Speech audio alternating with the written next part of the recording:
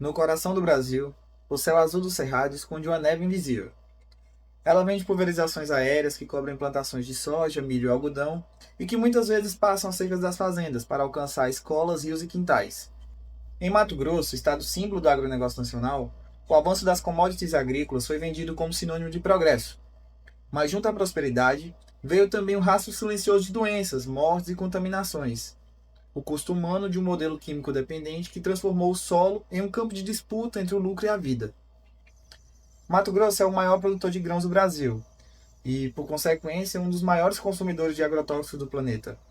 Em determinadas safras, o estado chegou a responder por até 20% de todo o consumo nacional de pesticidas. O modelo produtivo predominante é intensivo e altamente dependente de insumos químicos. Aqui a gente está falando de fertilizantes, herbicidas, inseticidas e fungicidas que são aplicados em larga escala para garantir a produtividade das monoculturas. Esse sistema de produção consolidou-se nas últimas décadas com o discurso da eficiência e da modernização. O agro é tech, é pop, é tudo. Repete a publicidade oficial, tentando associar diretamente o agronegócio ao desenvolvimento nacional. Agro é top, agro é chique, agro é show, agro é nós. Quem é fã de churrasco e modão de viola, pode acostumar com nós. Agro é top, agro é chique, agro é show, agro é nós. Quem é fã de churrasco e modão de viola, pode acostumar com nós. Os meninos da pecuária, não para, senta que aqui nós tem dinheiro, mas usa chapéu de palha. Não para. Senta que aqui nós tem dinheiro, os meninos da pecuária. Mas por trás dessa imagem de progresso, o cotidiano nas zonas rurais de Mato Grosso revela outra realidade. A de trabalhadores que são intoxicados, rios contaminados e comunidades inteiras expostas a substâncias classificadas internacionalmente como cancerígenas. Entre 2002 e 2005, mais de 50% dos acidentes de trabalho registrados no estado estavam ligados diretamente à cadeia produtiva do agronegócio, desde a agropecuária até as indústrias de madeira, frigoríficos e usinas de cana-de-açúcar. As estatísticas, no entanto, não captam a totalidade das vítimas. O adoecimento causado por agrotóxicos, por exemplo, ele é amplamente subnotificado. Muitas vezes, sintomas como vômito, tontura, desmaio e convulsões são tratados como mal-estar passageiro, enquanto a contaminação crônica se acumula de forma silenciosa no organismo. O modelo agroexportador de Mato Grosso é celebrado por sua contribuição ao PIB nacional, mas pouco se fala sobre o impacto humano e ambiental dessa riqueza. Estudos de universidades federais e Fundação Oswaldo Cruz, Fiocruz, demonstram que o aumento do uso de agrotóxicos no estado está correlacionado com a elevação de doenças crônicas, internações hospitalares e mortalidade por câncer. De 1998 a 2005, a mortalidade por neoplasias malignas cresceu cerca de 37% no estado de Mato Grosso. Isso corresponde a cerca de 3 vezes observado no resto do país no mesmo período. Nas regiões de Sinop, Tangará da Serra e Rondonópolis, regiões que concentram as maiores áreas de plantio, os índices de cânceres e malformações congênitas são significativamente superiores à média nacional. Pesquisas locais mostraram que mulheres que vivem próximas à área de cultivo têm 2,3 vezes mais chances de desenvolver câncer de mama do que aquelas que residem em zonas sem uso intensivo de agrotóxicos. Entre os homens, o consumo per capita de pesticidas apresentou correlação estatística com mortes por câncer de próstata e leucemia. E assim, esses dados não são coincidência. Muitos dos produtos utilizados em Mato Grosso são classificados pela Organização Mundial da Saúde, OMS, e pela Agência Internacional de Pesquisa em Câncer, IARC, como potencialmente cancerígenos, mutagênicos ou teratogênicos, ou seja, podem realizar mutações genéticas e malformações em fetos.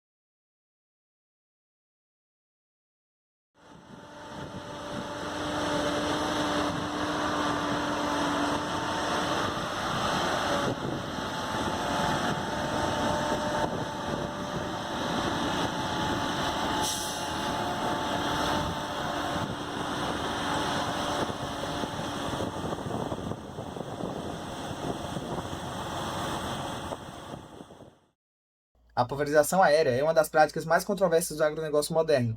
Embora existam regulamentações específicas para seu uso, na prática, a fiscalização é precária e as normas são frequentemente descumpridas. Aviões agrícolas sobrevoam plantações próximas a áreas habitadas sem respeitar distâncias mínimas, horários adequados ou condições climáticas ideais.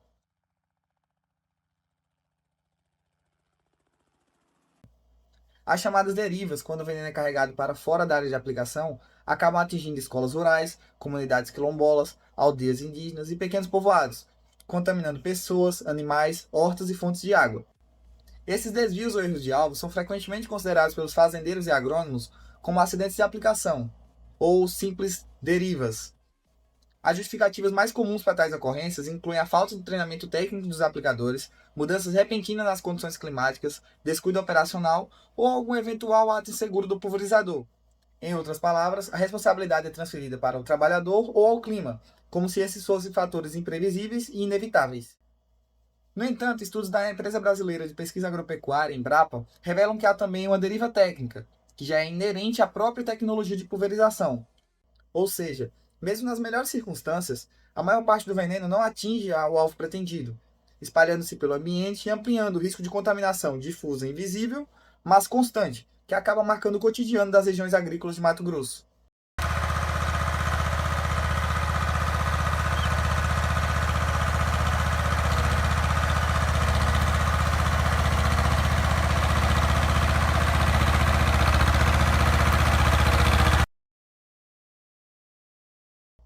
Em municípios como Lucas do Rio Verde, esse fenômeno se tornou quase cotidiano.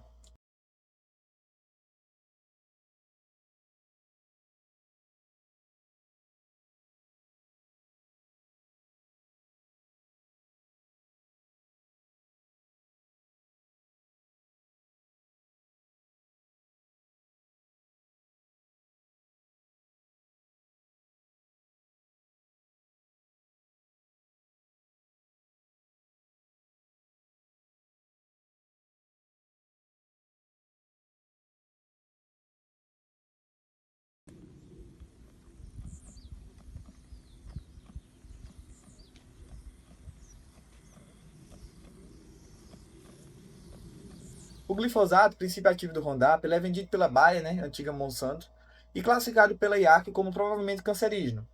Apesar disso, ele continua sendo aplicado em larga escala, especialmente após a liberação da soja transgênica resistente ao produto, no início dos anos 2000. A Monsanto, hoje incorporada pela Bayer, foi alvo de inúmeras denúncias internacionais por propagandas enganosas sobre a segurança de seus agrotóxicos e especialmente sobre o glifosato, vendido sob o nome de marca Roundup. They sprayed us good, huh? Yeah, good. But I gotta tell you, my roots hurt real bad. Hank, whoever did this is gonna pay. Hank, they're gonna pay big. Hank! Roundup, no root, no weed, no problem. Durante décadas, a empresa divulgou anúncios afirmando que o produto era biodegradável, seguro para o ambiente e tão inofensivo quanto o sal de cozinha. Essas campanhas foram proibidas em países como França e Estados Unidos após decisões judiciais que reconheceram a falsidade das alegações e o risco cancerígeno associado à substância. Mesmo assim, discursos semelhantes continuaram sendo reproduzidos no Brasil por representantes do agronegócio, contribuindo para naturalizar o uso intensivo de venenos agrícolas e mascarar seu verdadeiro impacto sobre o meio ambiente e a saúde humana. Weeding again, eh, Bob? Huh? Why not do it once, do it right? Why's your head in the ground? I'm gonna watch Roundup kill these roots. Hey, this is Spike's area. Bob, Roundup can be used where kids and pets will play and breaks down into natural materials. Since Roundup kills the root, what's not coming back, Bob? The weed? You betcha, Bob. Come on down and take a peek. Can I squirt one? Sure, Bob.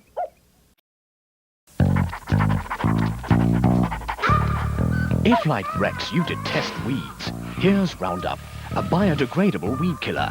It penetrates through the weed and destroys it from the inside right down to the roots without harming the soil. Roundup biodegradable weed killer leaves Rex free to enjoy his bone. João, 26 anos, jovem empresário agrícola. Contra as ervas difíceis escolhi a qualidade de um moderno herbicida, o Roundup Sec. E os resultados estão à vista.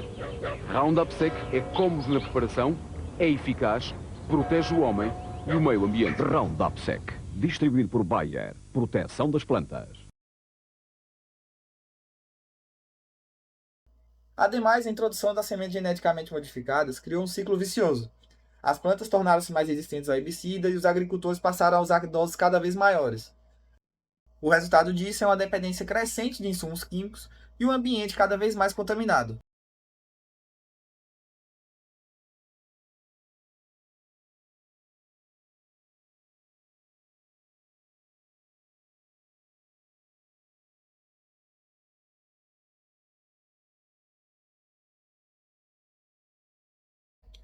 Por trás do uso intensivo de agrotóxicos, existe uma teia de interesses econômicos e políticos que sustentam o sistema.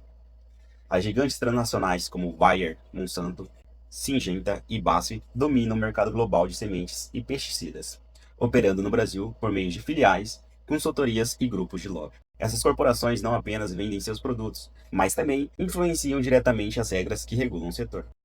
Estima-se que, entre 2019 e 2022, empresas de agrotóxicos tenham investido mais de 10,5 milhões em ações de lobby e campanhas de desregulamentação. Elas são representadas por entidades como o Sindicato Nacional da Indústria de Produtos para a Defesa Vegetal, Sindiveg, a Associação Brasileira do Agronegócio, ABAG, e a CropLife Brasil, organizações que atuam ativamente em Brasília em defesa do chamado PL do veneno.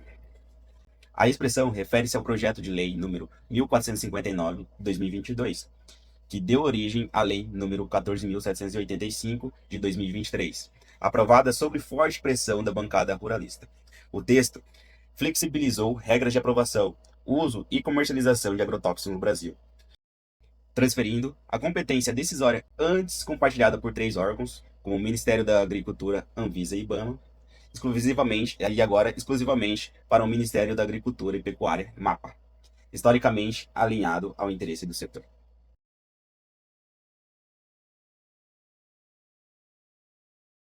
O principal articulador político da proposta foi Blairo Maggi, ex-ministro da Agricultura, ex-governador do Mato Grosso e um dos maiores produtores de soja do mundo. Apelidado de Rei da Soja, Maggi defende publicamente o uso de pesticidas como necessidade produtiva e argumenta que as novas regras apenas modernizam o sistema de registro. Na prática, a lei enfraquece o controle sanitário e ambiental, permitindo a liberação de substâncias banidas na União Europeia e em outros países desenvolvidos. No caso do Mato Grosso, é emblemático um fenômeno que os especialistas chamam de captura regulatória, no qual o Estado, ao invés de fazer seu trabalho de fiscalização e controle, passa a trabalhar em prol do próprio setor que deveria regular. Nesse modelo, o poder público se torna refém de pressões políticas e econômicas, e as agências responsáveis pela vigilância ambiental e sanitária perdem autonomia técnica. O resultado é uma distorção estrutural. Quem mais lucra com o uso intensivo de agrotóxicos é muitas vezes quem influencia as regras para sua aplicação.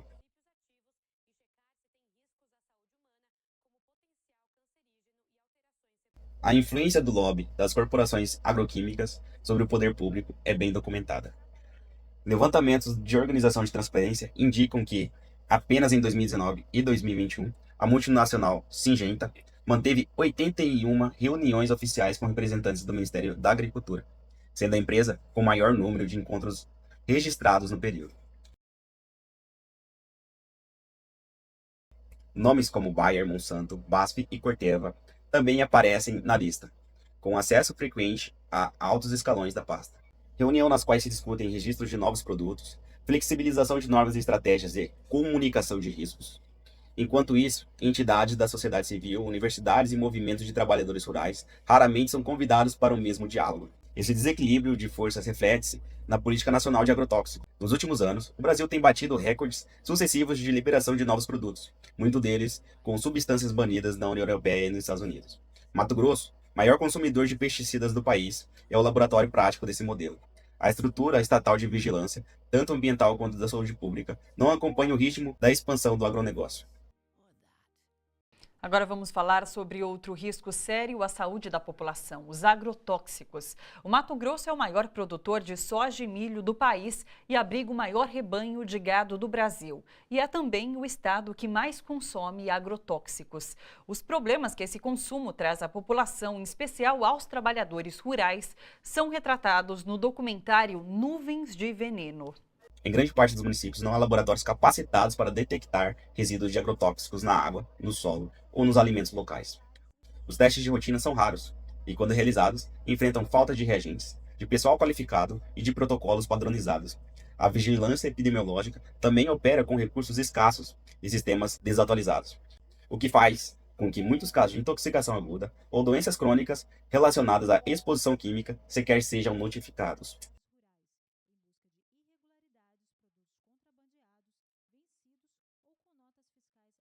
As estatísticas oficiais, por isso, tendem a subestimar o problema, alimentando a falsa impressão de que os riscos são pontuais.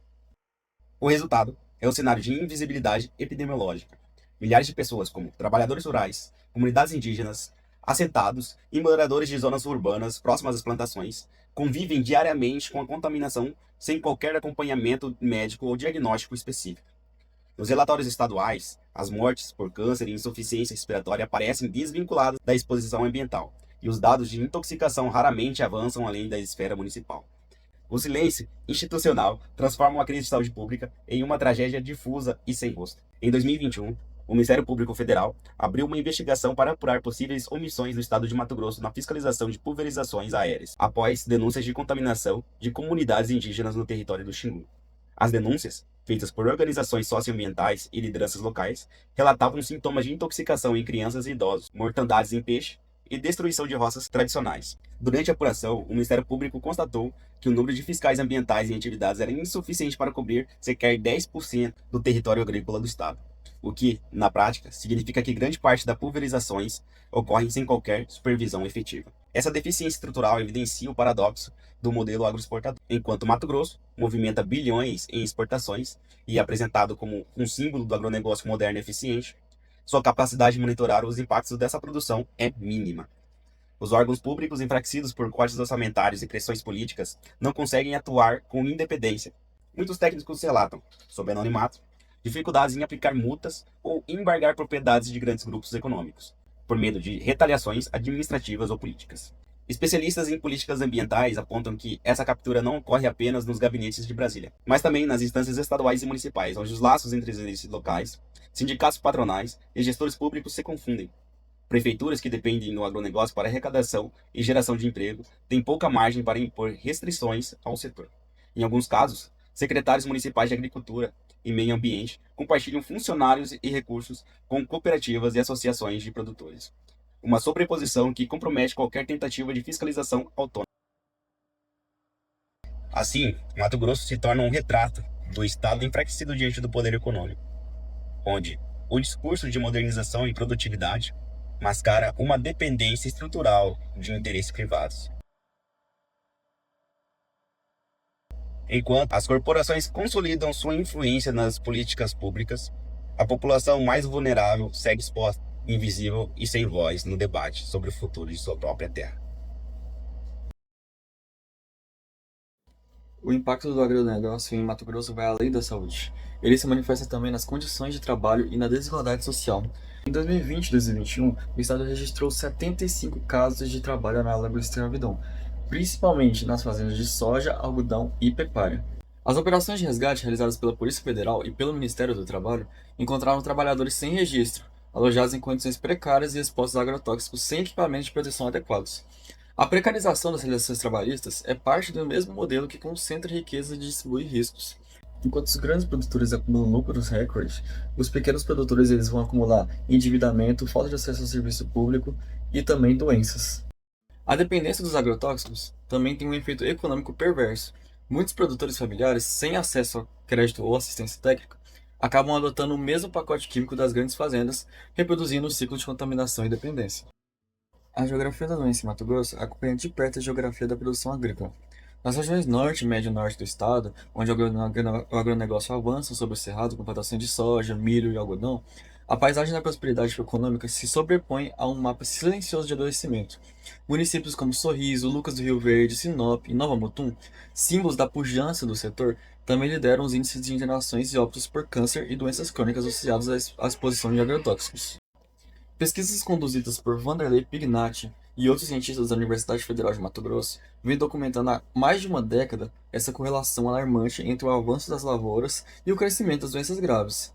Os estudos comprovam que, quanto mais aumentam as áreas plantadas, mais aumentam os casos de câncer de rins, fígado, próstata e mama. Essas enfermidades aparecem com maior frequência justamente nos territórios onde se pulverizam milhões de litros de pesticidas por safra. Os dados se tornam ainda mais preocupantes quando se observa o que está presente na água e nos alimentos contaminados dessa região. Em Lucas do Rio Verde, análises realizadas pelo grupo de pesquisa da UFMT identificaram resíduos de glifosfato no leite materno em 100% das amostras analisadas, além da contaminação de poços artesianos, nascentes e hortas urbanas. Esse retrato ele se repete em outros municípios da região, revelando então um padrão de dispersão química que vai muito além das fazendas. De acordo com o Ministério da Saúde, o problema não se restringe ao entorno das lavouras. Em 2022, o Levantamento Nacional sobre Qualidade da Água Potável mostrou que Mato Grosso figurava entre os 5 estados com o maior número de substâncias químicas detectadas no abastecimento público, algumas delas classificadas como prováveis cancerígenas pela Organização Mundial da Saúde. O coquetel invisível que chega às torneiras mistura inseticidas, fungicidas e herbicidas, entre eles princípios ativos já banidos na União Europeia por seus riscos à saúde humana e ambiental. A situação se agrava pela falta de transparência e controle governamental. O sistema Cisagro, que deveria registrar a aplicação de agrotóxicos e permitir o monitoramento público, funciona de forma fragmentada, sem autorização contínua. Em muitos municípios não há registro de quais produtos são utilizados, em qual quantidade e com que frequência eles são utilizados. Essa ausência de dados impede qualquer estratégia efetiva de prevenção ou mitigação dos danos. Outro elo frágil da cadeia é o destino das embalagens vazias de pesticidas. Apesar da legislação exigir o retorno desses recipientes ao posto de coleta, a fiscalização é precária e as infrações são recorrentes. Garrafões plásticos e tambores metálicos contaminados acabam sendo descartados irregularmente em rios, mares de rodovias e áreas de pastagem, representando uma fonte contínua de poluição do solo e da água. Em alguns casos, comunidades rurais reutilizam esses recipientes para armazenar água ou combustível sem saber que estão lidando com resíduos tóxicos. Ao sobrepor o mapa da saúde pública com o mapa da produção agrícola, o que emerge é um retrato da desigualdade ambiental. Enquanto o agronegócio exporta lucros e recordes de produtividade, os custos humanos permanecem localizados. Agricultores familiares, trabalhadores rurais e populações de pequenas cidades, muitas vezes sem acesso ao diagnóstico precoce ou tratamento adequado. O modelo de desenvolvimento que sustenta a economia mato-grossense, ao mesmo tempo, fragiliza suas bases ecológicas e sociais, transformando o que era terra fértil em território de risco. Então, a relação entre a doença e território no Mato Grosso vai revelar mais do que uma coincidência geográfica. Ela vai mostrar um sintoma estrutural de um sistema produtivo que vai priorizar o lucro em detrimento da vida. E enquanto os dados se acumulam nas pesquisas acadêmicas, o debate público segue capturado por narrativas de progresso e eficiência que raramente consideram o custo invisível dessa propriedade.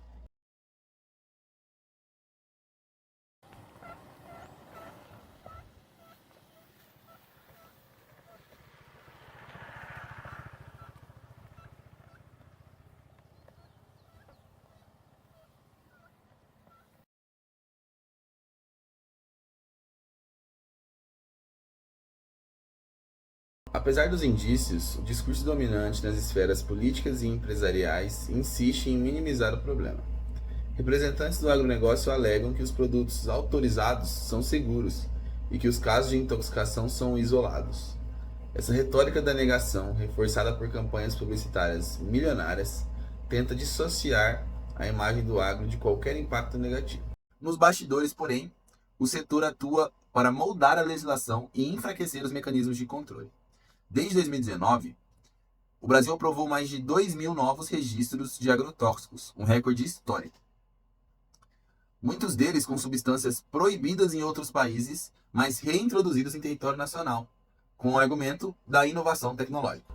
A ausência de barreiras regulatórias efetivas faz do Brasil um dos destinos preferidos para o chamado dumping químico, a exportação de produtos tóxicos por multinacionais que não pode vendê-los em seus países de origem. Em Mato Grosso, o problema é potencializado pela alta demanda das grandes fazendas. E como resultado, se tem um território saturado de pesticidas e um sistema de saúde enfraquecido que não consegue lidar com as consequências desse uso. Apesar das adversidades, movimentos sociais, pesquisadores e profissionais de saúde tentam romper o silêncio. Projetos como o Saúde e Ambiente do Agronegócio, da UFMT, e o Dossiê dos Agrotóxicos, da Abrasco, têm documentado os impactos do uso indiscriminado de pesticidas no estado. Em comunidades rurais, os agentes de saúde relatam um aumento de infertilidade, abortos espontâneos, problemas neurológicos e malformações congênitas. A exposição ocupacional de trabalhadores rurais, muitas vezes sem equipamento de proteção e treinamento adequados, é uma das maiores fontes de risco. O professor Vanderlei Pignatti, da Universidade Federal de Mato Grosso, lidera a frente de investigação do Núcleo de Estudos Ambientais e Saúde do Trabalhador, NEASH, no estado, focando nos impactos dos agrotóxicos sobre a saúde humana, o ambiente e o trabalho. Sua equipe foi a primeira a demonstrar em municípios como Lucas do Rio Verde a presença do herbicida glifosato, além de alterações na fauna local e no aumento de casos de câncer infantil, correlacionando as grandes safras da região com problemas ambientais e de saúde. Há uma naturalização da exposição.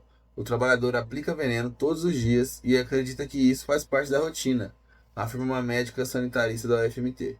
Mas estamos falando de substâncias que alteram o DNA, que passam de geração em geração. O modelo agroquímico que sustenta a economia de Mato Grosso é também o que ameaça sua própria permanência. A logística de dependência dos venenos e das monoculturas intensivas, soja, milho e algodão, provocam um empobrecimento progressivo dos solos, reduz a matéria orgânica e destrói a biodiversidade local, comprometendo o equilíbrio dos ecossistemas e a disponibilidade de recursos hídricos. Rios antes cristalinos, como o Teles Pires e o Xingu, hoje apresentam níveis crescentes de contaminação por resíduos químicos, afetando não só as comunidades ribeirinhas e indígenas, mas também o abastecimento das cidades. A contaminação ambiental, somada às mudanças no regime de chuvas provocada pelo desmatamento e pela compactação do solo, torna o futuro do agronegócio cada vez mais incerto, um paradoxo em que o modelo que produz riqueza é o mesmo que mina as condições que o sustentam. A saúde pública, por sua vez, paga a conta mais alta.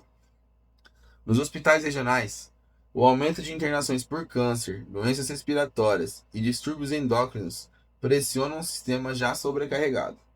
O Instituto Nacional do Câncer, INCA, estima que o Mato Grosso registra a cada ano mais de 9 mil casos de câncer, muitos deles em áreas agrícolas. Faltam oncologistas, leitos, medicamentos e estrutura laboratorial para diagnóstico precoce. Em diversas cidades do interior, pacientes esperam meses por biópsias e viajam centenas de quilômetros até Cuiabá para tratamento. Nas comunidades rurais, onde o acesso à saúde é limitado e a exposição aos agrotóxicos é diária, o diagnóstico costuma chegar tarde demais. Médicos da rede pública relatam aumento de casos de leucemias, linfomas e tumores de fígado em trabalhadores rurais jovens, muitos sem histórico familiar da doença. Enquanto o agronegócio continua a expandir suas fronteiras sobre novas áreas de Cerrado e Amazônia, a população mais vulnerável, pequenos agricultores, indígenas, quilombolas e moradores de zonas periurbanas, permanecem à margem das decisões. A ausência de políticas de proteção efetivas, de fiscalização e de transparência pública perpetua o ciclo de contaminação e adoecimento. Os órgãos de controle ambiental e sanitário, enfraquecidos por corte de verbas e pressões políticas, tornam-se incapazes de monitorar o impacto real do uso de agrotóxicos sobre o território. O resultado é um cenário de injustiça ambiental.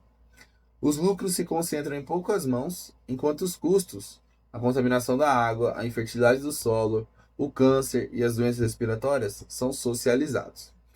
A degradação ambiental e humana caminha lado a lado com a concentração fundiária e o enfraquecimento das comunidades tradicionais, que perdem espaço para as monoculturas. Em última instância, o que está em disputa em Mato Grosso não é apenas o modelo agrícola. mas a própria definição de desenvolvimento. O estado que lidera o ranking de exportação de grãos é o mesmo em que o adoecimento de trabalhadores e a contaminação ambiental se torna rotina. O dilema é claro e urgente. Até quando o Brasil aceitará trocar saúde e biodiversidade por recorde de exportação? O que vale mais, a produtividade ou a vida?